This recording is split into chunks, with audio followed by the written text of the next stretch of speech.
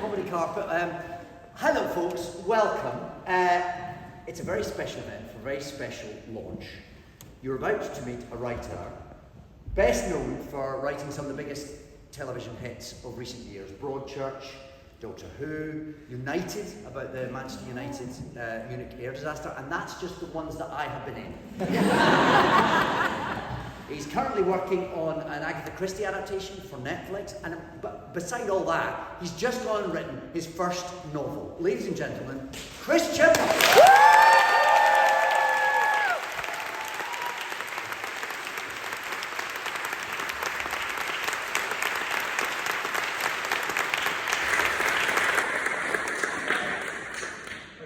Are we on? Chris, hello. Good evening. Hi, it's nice to meet you in a church. How home are you in churches? That's really awesome. Do you feel the Lord looking down on you? No, I feel the judgment of 150 people. Is that mic working? No. Sorry, we'll get it sorted, apparently. I say we. People who know what they're doing. Is this mic working? Yeah. Is it? Well, I'm just going to talk. I prefer that.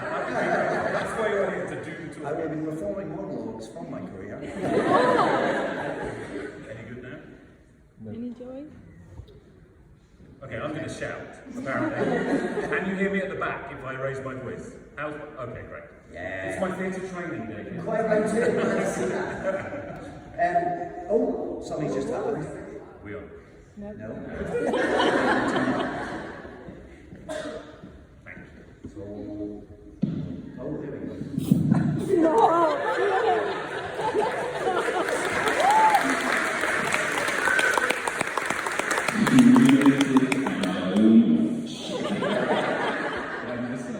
We're used to having a sound department. Where are they? Where are they? So, Chris, you've written a book. Yeah.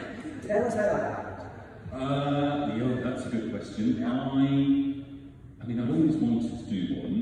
When Broadchurch first went out, had a few offers to do it. I was doing season 2 and 3 and what to do.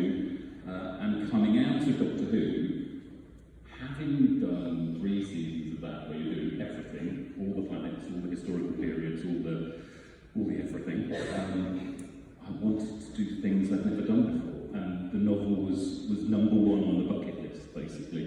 And so I had an idea, I quietly did a few pages, I turned in a few chapters, I gave them to Eugenie, the amazing, who's here somewhere, amazing book agent at 42. We've had a conversation, yeah, for her, it's all her fault.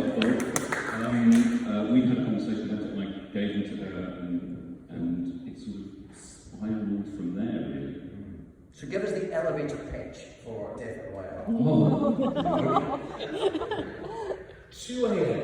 David. 2 a.m. on I will address it to you. Yes. If you don't know. 2 a.m. September night, West Dorset Road, the A35, and a man is driving home, and he comes across an object in the middle of the road. As he gets out from his car, he realises it's a dead body, dead man, tied to a chair, bottom half in a sack, and to his head are tied a crown of deer antlers.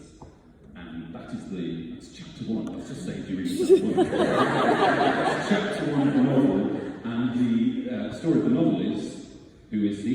Spoiler, he's the landlord of the White Hart pub, hence the title, which is in the village of Fleetham, and he is the landlord there, and it's the story of Detective Nicola Bridge, who is a Dorset-born detective who's been away in Liverpool for a few decades, has come home to sort out issues in her personal life, and returns home for a quiet life to be a detective in Dorset. Does not get the quiet life she has come back for. You will be astonished. Be a very boring book if she did. Yeah, and it's fine when she finds them on page 7, and it's like what I wanted to do, and what it is using that trope of the village that I met it, you see, so it's an Agatha Christie-ish page turning, multiple suspects, great detective partnership being created and working together to solve this crime. And it's told through multiple points of view, multiple perspectives of the suspects. And has lots of cliffhangers, don't you think? It really does. It has lots of cliffhangers, yeah. Because it's set in Fleetcombe, as you say, which is a fictional West Dorset village. You've created one of them before. I believe you're familiar. Yes. Why West Dorset? What's the draw? Oh, well, I live there for a start, as you know. And I think it's a beautiful landscape. I think the villages and towns of West Dorset are where the lives that people live there are the lives that lots of people live around the country. So that sense of villages where the pub is really important and it's the central hub of the community, market towns where people have jobs. So the jobs that the characters do in the novel of, there's a delivery driver who's being tracked by an Amazon company. On every delivery there's a woman who's running an Airbnb, there's the pub landlord, there's a bar. Those sorts of jobs are the jobs that people do in those communities, and which I think those are the lives I like writing about, which are ordinary people's lives, but which are then transformed by tragic, surprising events. So it's very much, it's all the state of the nation now, influence. Yeah, I mean, it's very, I think part of why I wanted to do it was, it's now, I'm afraid, like, it's 13 years since I wrote Broadchurch this season, since we filmed it, and but the world has changed a lot, so it's really different. The world is, the impact of all those big disruptions that you read about, but actually the effect, the trickle-down effect on people's lives, where the gig economy, how people earn money. Eddie, the delivery driver, is in his 60s, trying to do that job every day and having to make the delivery times. So that feeling of everybody's lives have been transformed in the last decade very quietly. Everybody's having to deal with that, and the certainties aren't there. In Broadchurch, Hardy and Eddie, it's a given that they're working for a basically functional police force, and that they are a resource. There is no police station open where I live now, and police forces being merged, and chief constables being outed and disgraced. So that's again part of the novel, is just going, what is the country we live in today? But then telling it through that prism of a very small village and market town nearby. And you're writing in prose, which is not. I definitely, that's my chosen. Yeah. That's my chosen form for the novel. That's not what you've done up to this point. No. But it seems, it's a very readable book. I read this book in about 2 days. I do not read books in 2 days. I have books I've been working on for 10 years. And you sent me a lovely text when you finished it, which was really made my week. The prose seems to come very easily to you. Did it? Or did you have to sort of relearn how to write? Or learn. I really enjoyed it. I mean, you were definitely finding a different mode of writing. And it took me, I sort of slowly worked into it, so I wanted to do some stuff for myself first, do some sample chapters, and through that I went, oh okay, this is what you can do, this is what you can't do. I really enjoyed it. I wanted it to be that page turning, quick to read, but also feeling psychologically and emotionally substantial, feeling like it's got lots of twists and turns. So I wanted that. But I loved working in prose. How much of those sample chapters are still in the... Oh, pretty much the first 10 chapters. Right. We worked it, and Joel, brilliant editor, who's also here tonight, walked me through it, taught me to be much better, to know the things I needed to know. What did you need to know? What did you find was unusual or different or what worked for you? I mean, like on a basic level, it's really facile. It's like, there's a lot of words. It's like, there's 90,000 of them, and you have to put them in the right order. It's quite a puzzle. But, so I'm used to dealing with scripts, which are 60 pages maximum, 90 for a long one. Yeah. But, and a lot of blank space. So I think just that, the sheer weight of material at 350 pages is the big one. So you're dealing in a larger unit to begin with, and it's essentially a novel is what I do is season of Broadchurch. Yeah. So just doing that and understanding how that breaks down into obviously chapters, but also the sort of the sense of the movement of the narrative through the act, so that it feels really satisfying. It's a different form in that sense. So you're discovering that as you go, and working in chapters. You're going, how long is the chapter, and is this where the end should be? And is this? Yes, presumably that's a rhythm you have to discover what your sort of version of that is. Yeah, I guess each book will be different for that, and with this book, what I wanted to do was make it punchy and fast, and what we talked about a lot in the editorial process was ensuring that the chapters do have cliffhangers and are really encouraging you to turn the page, and that you're getting that little thrill from that. Which you do. It feels like your background in drama is evident. Because you're left hanging at the end of every chapter, and it's like binging on Netflix. You immediately want to go, I can't go to bed yet. It's that thing that keeps you coming back for more, which I think is something you've baked into you as a writer. Yeah, it's completely Doctor Who based, isn't it? It's that thing of watching Doctor Who as a child and going, no, I'll wait a week, so that excitement of the cliffhanger, where you can save yourself in a book because you can turn the page and carry on. But it's also baked into the genre, isn't it? It's like the big twists and the big returns and the reveals and the things that make the heart move faster. And but yes, it's completely. I wonder, it's sort of like I always thought Broadchurch was that it was an Agatha Christie by the coast, and this is definitely has the tropes and love that I have for Agatha Christie, but it also definitely those Doctor Who cliffhangers of what's going to happen next, how are they going to get out of that, what does this mean? I love it. So when you start out on a project like this, you know you're writing a crime novel, a murder mystery, but do you start, obviously you're going to need your detective, does the detective come first, does the mystery come first, how do you start assembling those elements? I think the mystery and the image came first with this, and then I thought about who is the detective I'd be interested in, who's a character who's going to feel rich enough and exciting enough and have enough layers, and how do you start building that person, and then who's their partner, because I like those duos, because I think that sense of the great relationship between a couple of detectives is one of the great joys of the genre. Also, you may be familiar with that.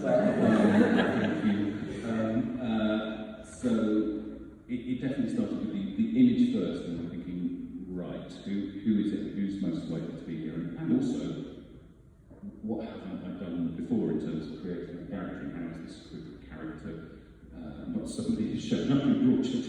How is this detective not a Scotsman who's come down?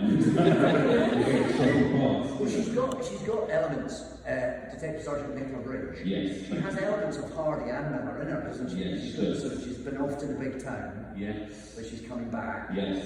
And but she's also got some stuff going on in her family which she needs to deal with. Yeah, that's right. Yeah. And I suppose I wanted her to be really human and layered, and to understand the community, but also to be somewhere outside it as well, so that you get that inside or outside thing is really interesting for her. Yeah, and she's got a sort of rookie cop with her. Or he's not a rookie, he's just been there a while. He's a rookie. He's doing his best. Yeah. Harry Ward, known as Westlife, because he's got boy band with Brooks. She basically takes, I wouldn't say she takes him under her wing, she basically goes, I'm going to need your help, you're not good enough, come on, let's go. And she's pretty mean to her at times too. Yeah. But she's very, I suppose the difference with the difference with the novel, although tell me, is that we are inside that central character's head in a way that we can be slightly more distanced in a TV show, because we're not necessarily, you've got that internal monologue. Yes, yeah, and that's the joy of writing it, is doing the multiplicity of perspectives, which is something I really wanted to play with. So there's a lot of the suspects you're reading the story from their point of view, but you're still thinking, well, are they the killer or aren't they? And so that's been a really joyous game to play with readers, really exciting. But you can definitely get inside a character's head in a way that you just can't do on the screen. I'm basically relying on brilliant actors to communicate those states. I have to do it myself. Is that a liberation? Not working with actors? Yeah. No, working with actors. No, so it's a different process, because when you work on TV, you're the showrunner, so you're in charge of every department, and so a lot of people to wrangle. Yes. It is, by definition, it's a collective creative experience. Yeah, very much so. Does this feel? What's the ratio of that being liberating to that being rather lonely? Yeah, that's a really good question. I don't know what the answer is. Let me think. It's lovely having full responsibility for it, and then once you've done it, you've done it. Once you've finished the novel, you finish a script. It's the start of the process. It then goes to all the heads of departments, we cast it. Everybody goes out and designs sets and finds locations, and it goes on forever. Yeah. And we have to film it and edit it, but actually the whole great thing in the book is it's all my responsibility, it's all my fault. I'm creating all the worlds, I'm putting all the images in your head, I'm putting all the characters in your head and all the emotions. Was it liberating? I didn't really. I mean, I know what you're asking. It didn't feel liberating as well. Thank goodness I don't have to do it. You know how much I love that job and how much I do that, and I really enjoy that whole process. But as a writing challenge, it felt really exciting to go, all right, this is all on me, and I have to conjure it all up myself and just use words. And that great thing that Stephen King talks about, the act of magic of, put some words on a piece of paper and then an image appears in your head, and you feel emotions because of these words that are printed on a piece of paper. And how vividly are you creating those images? And how necessary is it for you to have images for your, like, are you casting these people as you create them? No, okay. No, I'm not. And often when I'm doing screenwriting, I am. Oh, that's interesting. But with the novel, it didn't happen that way at all. So, and even now, I don't have actors in mind for any parts. So it's much more about the novel, just working on book 2, and it's the same. I haven't really thought in those terms. Right. Okay. So it's different. It's really. I don't know why. I was really surprised when I was writing that. I was thinking, normally by this point I think, that's. So if you had to paint a picture of Nicola Bridge, you wouldn't necessarily know. You know when you see any picture, I would have a writing. Well, you can dictate it to us sort of contrast. So I don't know photo it. Yeah, you wouldn't necessarily have all the answers to what they look like. No, she's described on the page, but relatively minimally. Yeah. So hopefully everybody, when you're reading the book, you are building your own Nicola Bridge in your head. Yeah. So I have a sense of it, but not. I couldn't do your fine pencil portrait, right, or any of the other characters. So when you come to assemble something like this, you've obviously got to, you're going to have a certain number of characters who will inevitably all be potential suspects. Yes. Because who that structure is there. How are you? I mean, do you know how? In very practical terms, do you know how many you need? That's a really good question. I think it's different. I think we have maybe one or two too many, which came out through the editorial process. And then other people creep in. I mean, Julie, but some characters come and go. Yeah, very good. I know you hate spoilers, don't you? No, I'm really relaxed about it. Yeah. You're an existential dread of the story. Furious. Still furious. I know what happens in things that have already been done. I don't know. But even that feels a bit upstage class. Yes. I think I found the West End place. It's full of her. Upstage Ladies and gentlemen, he's here. What was the question? You're talking about the cast of characters. Oh, yes. We had, there was a larger number. One character dropped out who was there, who was intended to be there throughout. There was just too much of a number. It felt like, when we were going through the editorial process and those expanding from the sample chapters to the full novel, right. It became apparent that there was at least one recurring character to them, and that character came out. I presume it's quite a bit of unpicking, isn't it, to do something like that? A little bit. I was trying to think when it happened. I don't think it happened. I don't think I've done the full novel. I don't think. No, I'm pretty sure I haven't. It's all right because you. It's always nice when you've done stuff and you've taken out and then it just feels sort of coalesces and it feels sharp without. So maybe that indicates you were right to the right. Yeah, exactly. Right. Exactly. Yeah. And you can always use them again in another book. That there. Yeah. And there's some chapters that took out during the writing and rewriting where I go, oh, that might end up in adaptation, that might end up in book 2 or whatever.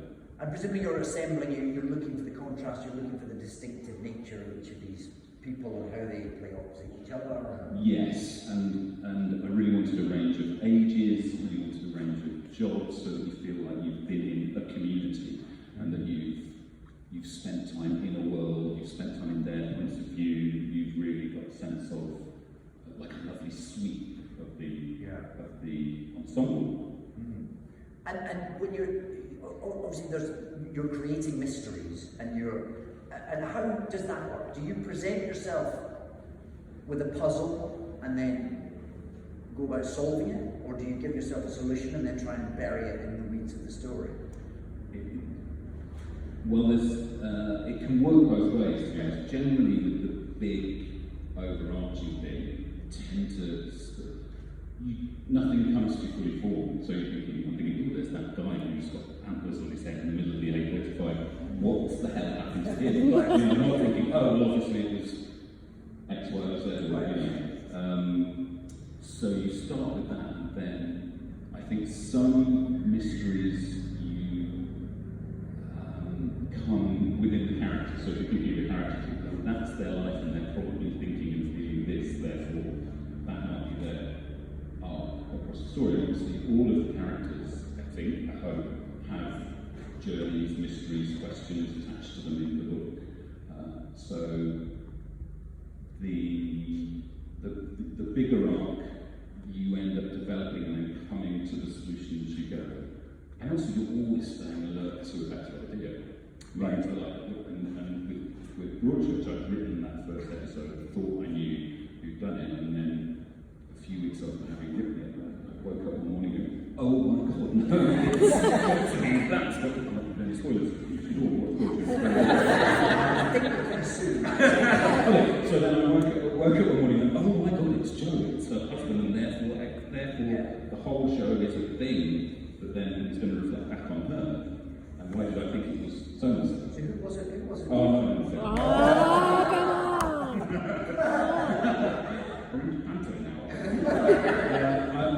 Because I might use the idea some of the time. Oh, yeah. Fair enough, yes, don't give away any ideas. So how much of creating a story like this is sleight of hand? And how much are you trying to kind of look over here while this is going on? There's a bit of that, but you also have to play fair. So you also want to feel like. So what I try to do is that there's always an emotional and psychological reality to the characters, to the world, and it's more about how all of the pieces fit together in terms of not knowing whether things are clues and relevant to the central mystery, or more just their own stories or their own mysteries. So there's some sleight of hand here and there, but mostly it's about allowing the reader to weigh up to the murder? Is that entirely standalone, or is it in something else, or could it be interpreted in a different way? Yeah, less sleight of hand. You should always feel that, or what I've tried to do, and always tried to do, is you should feel that the piece plays fair for you, and that when you understand what the final reveal is, and the resolution, and what's actually happening, you should feel, oh, I could have seen it, whether you have or not, I could have picked up all of the clues and figured that out. Do you ever feel like you're having to sort of second guess an audience's expectations as well? Because we as an audience know, we think we know how whodunits work. Yes, there's some things in the book that I might have put in for that precise reason. Yeah. So if someone looks very guilty of their own, we think it can't possibly be them. Unless it's double bluff or triple bluff or it always surprised me when Broadchurch went out, where it was like, I don't know, it was landed on Andy Buxton character Mark in episode 2, but oh my god, it's got to be him. 6 more episodes. But then does it come around or not? Yeah. And so how different is that? Is that the sort of act of writing? Is that different from writing a script? Like your sort of daily discipline? Do you have to order things in a certain way? I mean, presumably you don't have the production team waiting for scripts so they can start building sets. That's true. Yeah, it's a longer timeline. Right. But I do have Joel. Right. Yes. Who's a tyrant and a very wonderful, smart, benign tyrant. What is your sort of routine? Do you have a daily kind of do this? Panic. Doing 3 words, going like I chose this for a career. Right. That's about 8:45. Okay. And then we get on with it. I'm always there. I write every morning when I'm in the writing process of it. So I'm there early, usually between 9 and 10.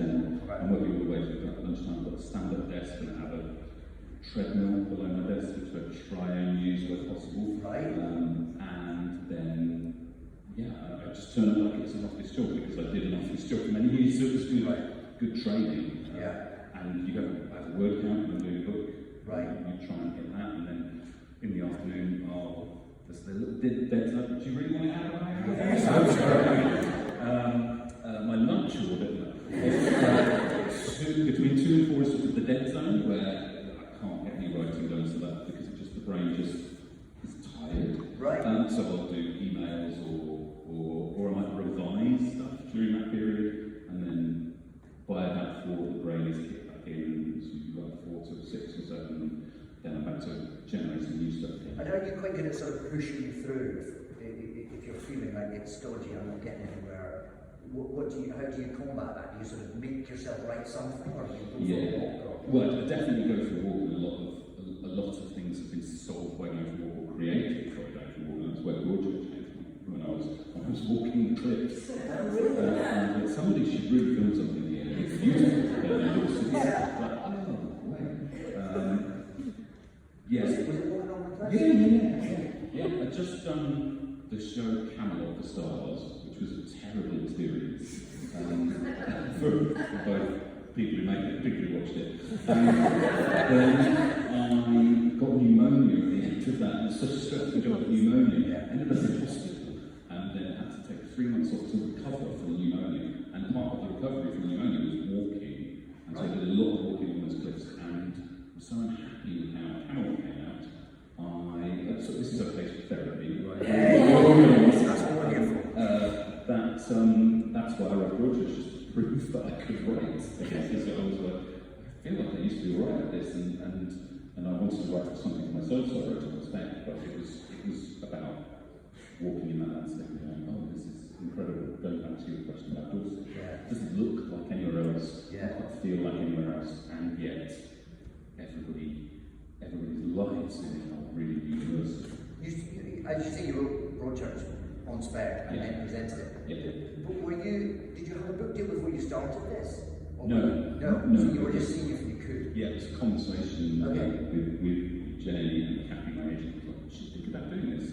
And we talked about the idea, we worked through that, and then, yeah, it was very much, let's give it a go, and then after I wrote some chapters, we had a bit of back and forth, I think, with Jenny, and then she was like, oh, I'll just send this to a couple of people. And then it just got a bit mad for a while, to be honest. Then we had lots of conversations with lots of publishers. We had a whole day where people came in and bid for it.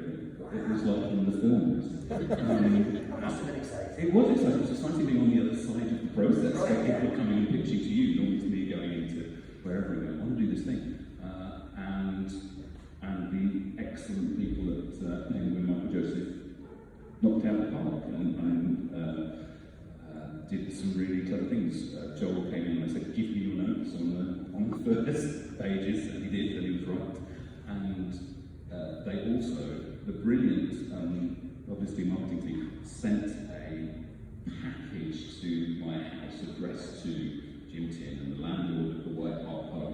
We opened it up and there were beer mug mats for the White Harts. Wow. All with messages handwritten by the team. Anybody in here who wants to be brilliant at marketing, great at corporate, yes, exactly that. And then some bottles of beer as well. So it was a really cool thing. It was so clever. And they're all in the room, I think. So, and so we went down and we had offers from America. And so it's a two-bit deal. This one gets published in America the 10th of June. Right. And was it always going to be crime fiction? Was your first book always going to be crime fiction? Yeah, because I wanted to be a genre I knew, I loved, and I felt comfortable in. I thought I've got a sense of how it works after doing 3 seasons of Broadchurch, also Life in Mars and Law in the UK, but a sense of the rhythms and also a lot of what I read as well, so that was a big part of it. So what was the crime fiction that formed your love? Absolutely, Agatha Christie. Really? Yeah, 100%. Like when I was a teenager on Merseyside and was going to Formby Library and we were pulling out, it was like Doctor Who novelisations and Agatha Christie. And Agatha Christie, and then putting back, I went through them all, and like sometimes when there wasn't another Christie, but there was one available in large type, I would get that version out and read that. Right. So I went through them all and just. So were you a voracious reader very early? I don't know. I suppose a lot. I mean, yes, because then I was like when I was younger, I was reading like Hardy Boys and Nancy Drew and all of those, and all the famous five when I was younger than that. So I guess so. I definitely grew up in a house where there were books. It wasn't like a bookish family, but it was something that was very much part of. It was an activity that you did. It wasn't. And something you would do for pleasure. Yeah. Oh yeah. Rather than having to be forced to. Yeah, absolutely. And I really enjoyed reading English at school and that feeds into drama, doesn't it? But yeah. And do you still read crime fiction now? Yes, I do. Right. Yeah. This incredible book, Blackwater Lilies, which I recommend to you all, which is a French crime novel, which is really incredible and had me howling with envy. As I said, I never said that book. Yes, and I love it. I mean, and also someone like Mick Herron, his books and the stories and his way he writes, I really think is amazing. Yeah, lots. Because you're currently also working on an Agatha Christie adaptation. Were you doing the two at the same time? Yeah, so I was taking apart the Seven Dials Mystery, the Agatha Christie book, for screen adaptations. It's a 3-part of the Netflix that we filmed last year. We was finishing off post-production. At the same time, I was putting the novels. I was writing the novel. Was that helpful? Yeah, it was. It was, right? Yeah, because also I was reading around Agatha Christie, so I was reading her autobiography, I was reading about how she worked, what she did.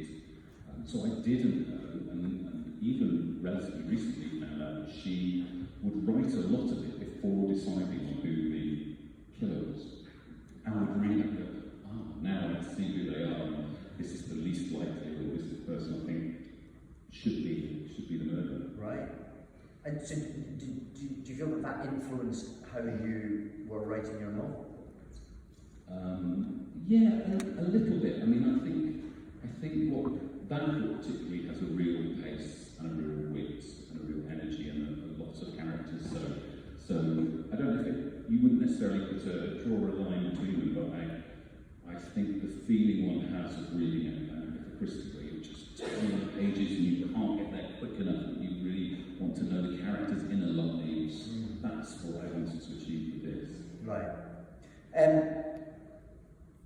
As you have said, Death at White Hart has already been bought, snapped up by ITV. Yes.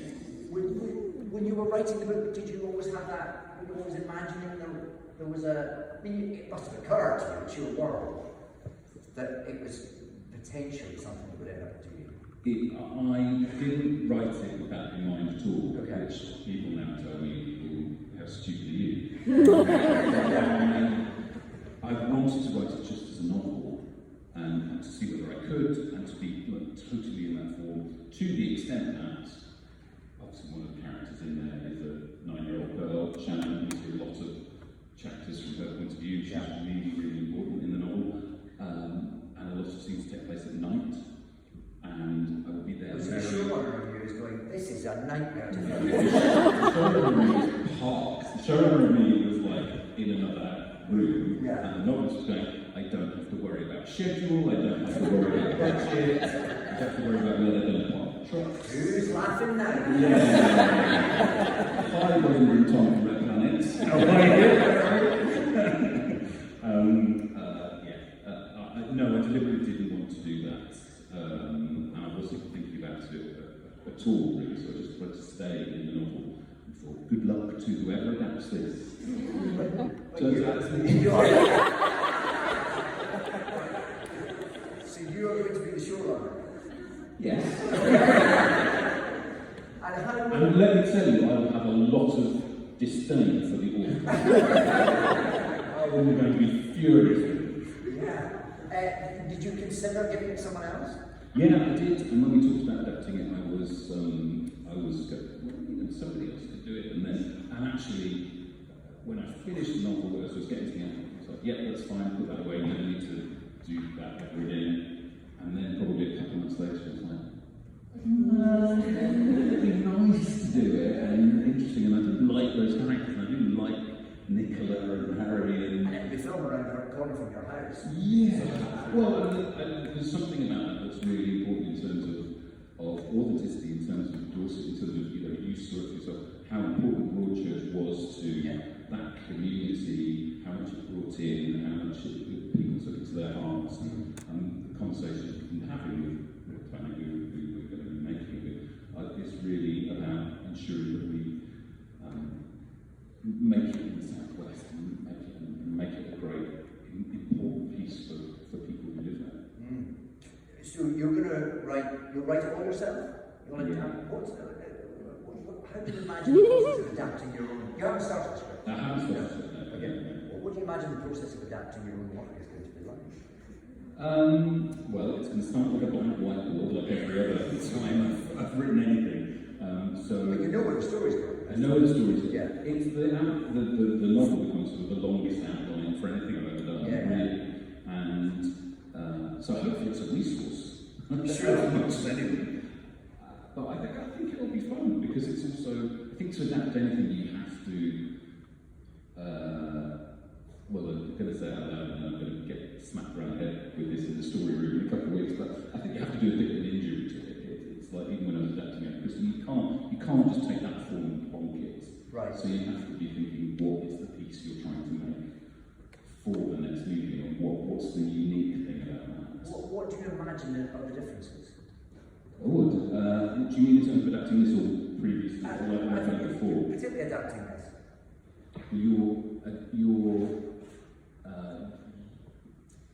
Your currency is different in terms of you're dealing with the image, and so you're dealing with images and actors, and I think that's entirely different to do with thought and inner world. So I think it's about that. I think it's about there's a big part of the novel which is quite folk horror, and there's a creepy level, I think, as well. Yeah. And I think that will be a big part of the adaptation. there's links back to history and ritual and West Dorset traditions and things like that. And, so I think that's a sort of top note. I think that's something that's really interesting and really interesting cinematically. So you're going to write another book first, though, is that right? Yeah, Okay. like that. That's like leaning back. Book 2 first and then. Right. So you're commissioned for 2 series at ITV already? Or? No. Well, I'm just looking at your work over the next couple of years. You can talk. But so you know, I mean, do you have it all planned out and break the novel straight into the series? Is it? We're scheduling at the moment. That's this week, next week. Those are the conversations. Your schedule is to when you have to write. Yeah, and also then exactly when we film and how we do it. Okay. So nobody is currently signed up. No. I don't know if I'm quite right for Nicola Bridge. I would like to think so. But you must be having ideas. You don't need to give any away, although feel free. But you must be having those conversations about where you see those characters, how you see them being. No, not yet. It's really early days. We haven't really got into that, and so no, not really. And I think that would be one of the great conversations, one of the delightful conversations, the first time we sit down and with the team, going, okay, who is that? Sure. What's the list for Nicola? What's the list for Harry? But you get to write book 2 before, because there must be. It'll be a little bit, it'll be. It's not sort of exactly blocked out. You do just that and then just that. I suppose I'm just wondering if you came to write book 3 when the series is already out. Do you think that would change having those very vivid pictures in your mind of a certain actress, a certain actor? Do you think that will change how you view those characters yourself? Might do. I would think so. I think I remember reading about. Do you think there'll be 2 different versions? I suppose is what I'm asking. Will there be the TV version and then the novel version? I don't know. It'll be interesting to find out. Won't it? I think I read this with Anne Cleves talk about Vera saying that once Brenda Blethyn had inhabited that character, that's only how she ever saw that character from then. So I don't know what it was like with the context of John Thor and Morse. So I don't know that. I mean, that's what if we get to be, a couple of series in and a couple of novels in, what an amazing privileged position that will be in. That's it. But that feels exciting. That film feels like a lip-smacking prospect. Yeah, because I love the characters and I love doing the novel, and it'll be exciting to transpose it. We've got a great team already working on it, so that'll be joyous. Yeah. And how will more terrible things keep happening in this They won't happen in that village. So the first novel is set in Fleetcombe, the second novel is set somewhere entirely different, but it's Nicola and Harry will be investigating. The second one is on a much bigger scale. Interesting. And is that fed into the fact that what you were talking about the merging of police forces and so Yes. He's good, isn't he? That's the whole thing about it. It's 3 counties police, it's Devon, Dorset and Cornwall, and that's the idea, is that they will have free range to go across 27 books when you walk into the room, please. Yeah. Probably the 2 genres that you're most associated with is this one and science fiction. Yeah. How much of an overlap do you see between the 2? Oh, interesting.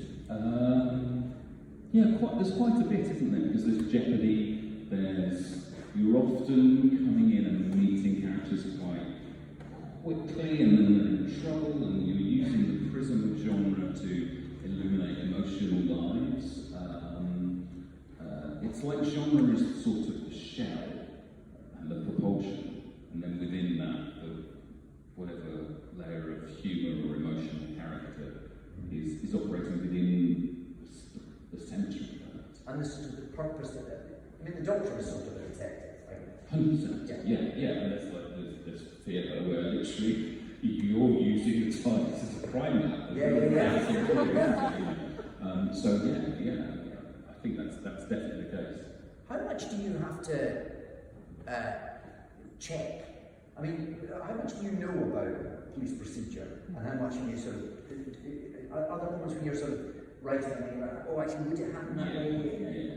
And you get annoyed by the realities of life, or do you bend the rules? Yeah, well, it's sort of all of the above, really. And I think there's always a discussion about, and particularly with the novel, is how much process you actually want to have. Feel is on the page in front of you, or is happening just there to what's happened just as you come into the chapter, or when anything is happening. But you want to know what the path of an investigation is, and you know, obviously we had a lot of that with Broadchurch, so you have a real sense of that. There's advisors out there, there's sometimes specific things that you do, but then it's also, I don't think there's much crime fiction that is true to an investigative timeline when forensics takes 3 months to come back or anything.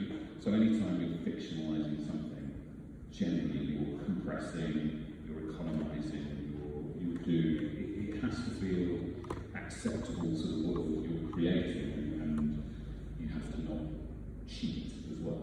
So if you find yourself defeated by the reality of how something might happen, you can't just sort of have close your eyes and sneak it through. Well, don't tend to do that, because if you're finding yourself cheated, then the character is probably feeling cheated. So you make it a virtue, and you're going, okay, you can't get out of it. They've been thwarted. Those results have given us nothing. And then you're like, okay, we need to go another way. We need to do another thing. So you're trying to plot that through and use the problems as virtues. Yeah. Okay.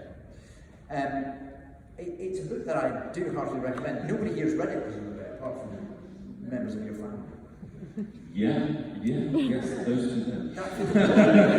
That must be very exciting, or is it a bit like showing your home? It's very much, it's exactly like showing you. Right. My home was going to be in Waterstones on Thursday to be marked.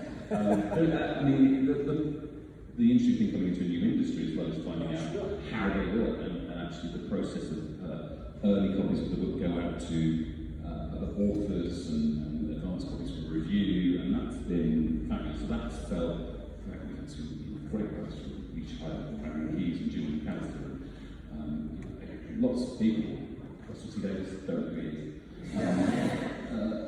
So that was the first layer of assurance that this might be working after the editorial process. So it's like, okay, I trust Joel to tell me if it's rubbish, and then those first things coming in, those were nice days on the end of an email, and you're like, oh, this person said it's really good. Yeah. That's been great, but definitely putting it out into the world. And it's just me. And it's just a bit lonelier than screaming laughter with 20 people. Yeah. It's all my responsibility, all my fault, but then there's a joy to that as well. Will you be nervously reading reviews and things, or will you just sort of hunker down? I mean, we've had some reviews where they've been great, so I've read them. And that's I'm done. Sunday, Guardian, Publishers Weekly. Right. They've been great. Yeah. Well, my review is very good. You should definitely read this book, and it's a page turner. I was going to say it's joyous. It's not. Joyous is the wrong word because it's very dull. It's very dull. You should feel joy, but it's very pleasing. Great. Oh, lovely. Very easy. Yeah. I'm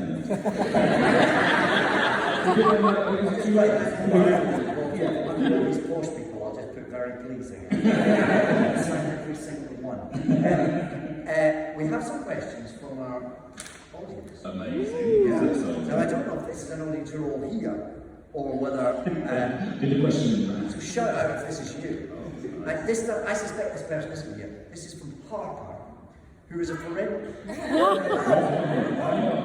You're a forensic psychology student in New York. You know this is London, right?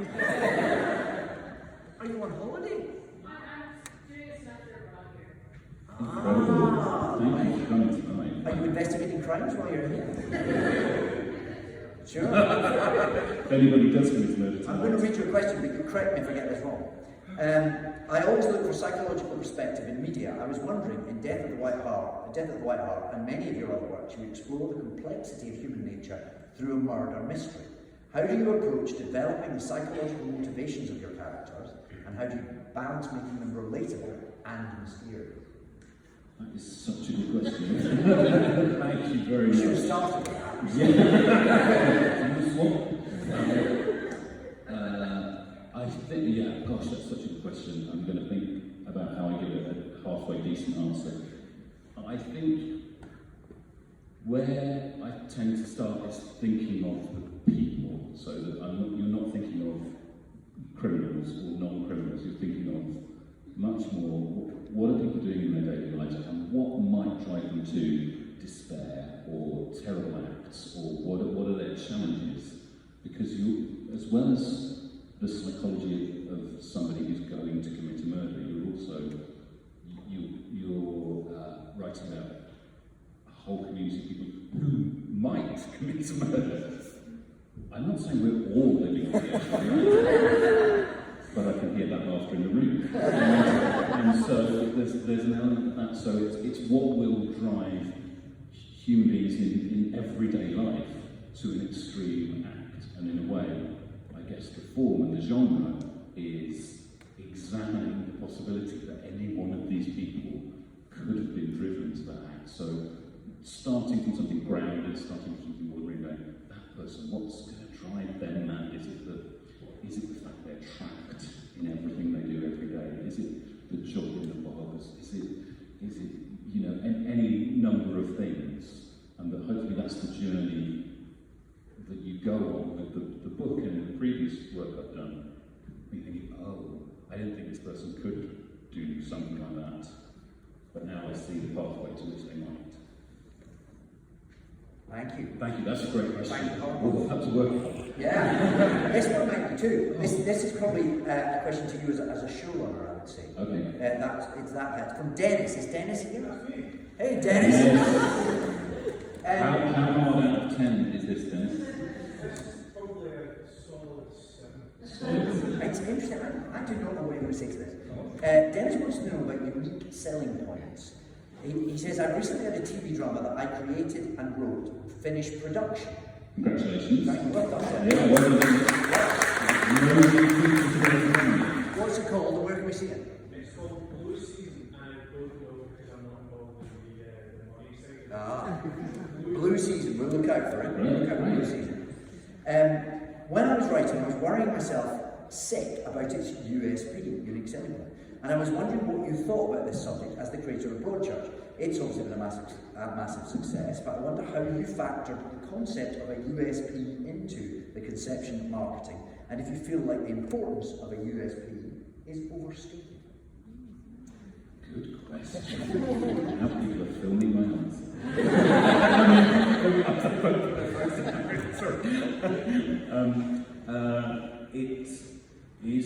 I think you need to be. It's tricky, isn't it? It's a really good question. I think you want to be able to communicate what is special about your project, why you've written it, why people should watch it, and maybe what's slightly different. But not everything is so different from anything else, and it might be just something where, I write in very familiar genres. I write in crime, I write in science fiction. But the thing I do within it, I think, is the emotional, grounded psychology of characters, and I want you to feel like you're really relating to them, while also with what's getting really exciting. I think you need to be able to say what's special about the thing. When we were doing Broadchurch, so we would have tone meetings, and where you sit with all the heads of departments and you go, this is what we want to make, and so that everybody understands the project we're making. And we always try to have one sentence which everybody could work to, and with Broadchurch it was terrible thing, beautiful place. That's what that's the thing I would say that the USP of Broadchurch went. It's a beautiful setting, and it's the sort of story you normally see in a gritty, urban, rainy, concrete environment, and we put it a beautiful coastal setting with lots of sunshine as well. So I think you need to have an awareness of what's special, but unique. I don't know. You do have to be a salesperson as much as anything else. You have to be able to turn up when David Tennant asks you to do the elevator without any warning in front of you. So, does that answer? Great, thank you. This is a question about Broadchurch, and it's interesting because, of course, you wouldn't be able to do this with this. Could you comment on the fact that during the first season, Almost in brackets. This is from Natalia. Oh, this is going to open a can of worms. I know what this Yeah. where this is going. Never forgiven anyone. There's two people I've never forgiven. One of them sitting around. On the first season, almost all the cast didn't know who the killer was. How did that affect the work? Did you rewrite some scenes or characters according to the way the actors were portraying them as it went along? And is it really true that the actor who played the killer didn't know it was him until the last script arrived? Do you want to Well, answer? You want to answer a bit? I think I did not. I know I did not know who the killer was, and I thought I was in the same boat as everyone else until I discovered Olivia Colman knew all along. And she proved herself to be Oscar-winning by lying about it for weeks and months. She had the decency to be very ashamed when I uncovered it. But that was before I even. So that was still before I got the last script. Yeah. And I didn't. By that stage, I didn't want to know because actually.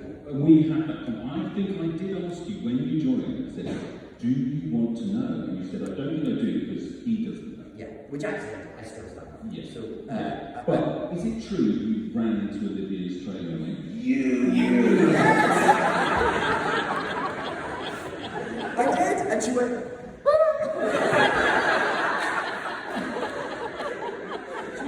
She did that thing that toddlers do, going, "You can't see it."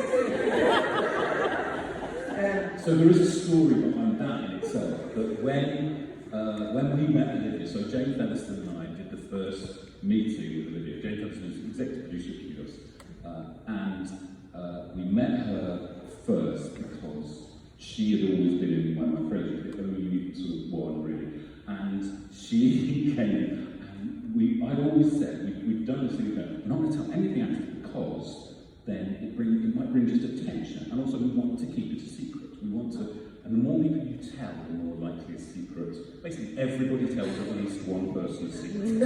Nobody keeps a secret. And apart from Olivia and when we first met her, we were sitting. Well, no, actually, that's not true because Olivia Colman told her agent. Her agent told someone at my agent. No, but that's. Was that how you found out? That's how I found out. Oh. Because my agent went, "Oh, Olivia knows." I went, "What?" You didn't decide to really go. So you're right. I mean, Everyone tells one person. everyone tells one person. And that's we really tried not to. The question was about whether Matt knew. he did not know, and actually most of the parts. So the reason was I felt like, so I had an agreement with everyone, including you, because there was always the possibility that you would kill us. Yes. That was still, I didn't say you are. Yeah. And so everybody came into it on the basis of, I'm not going to tell anyone who killed us, but I will also never write a scene of you where retrospectively you would have behaved differently if you had been the killer. Yeah. So I really tried to stick to that. I think if you watch it back, nobody's doing anything they would do other than in that scene anyway. Were you alert to that? Were you thinking, because you knew what was going on, you knew that ultimately it was good? Well, initially you didn't, but eventually, By the time you were cast, you knew that Matt was guilty. So were you sort of watching the rushes going on, alert to him playing something in a certain way that might? A little bit, there was, there was a little bit of, no, don't go too far, don't look too evil there. Look after the child. The other thing that happened though is that it did happen that everybody, a lot of the customers thought it could be them, and so it just did infuse a lot of performances. I think Will Matt still thinks he's the killer. I think it's never been discovered. Yeah, but it'll be different with this because there's an existing property that most of the cast will presumably, if they're interested, they'll read it ahead of time. If they're interested. I'm going to make it a condition. Number one, I'm interested. But I wonder if that will be different because you're right. In playing it, I was always I really enjoyed the fact that every interrogation scene, I didn't know who was lying to me. I mean, there was a like off screen, there was a whole betting syndicate. Everything was coming over the show, so well, it depends whether the adapter changes the ending. Which was somebody's not an option. I'd have to ask the author. Didn't you allow yourself to be free with the adaptation? I really couldn't comment, David, on what's going on. I actually don't know the answer, but it's not out of the question. Yeah. So, you know. But I would buy the book anyway, just in case I don't think things become ahead of anyone. Well, I think I'm delighted. I mean, everyone must buy the book, and I'm delighted to say that because I've got slightly white-knuckled that we wouldn't make it through this without spilling. I think we've managed to not disclose a single spoil. Yeah, that's right. Yeah, and there's a lot to spoil. There's a lot to spoil, but that is what makes it such a delicious book to read. It really is. I recommend it wholeheartedly. If you're getting a book tonight, get it signed as well. We're worth a fortune, first edition. Ladies and gentlemen, please say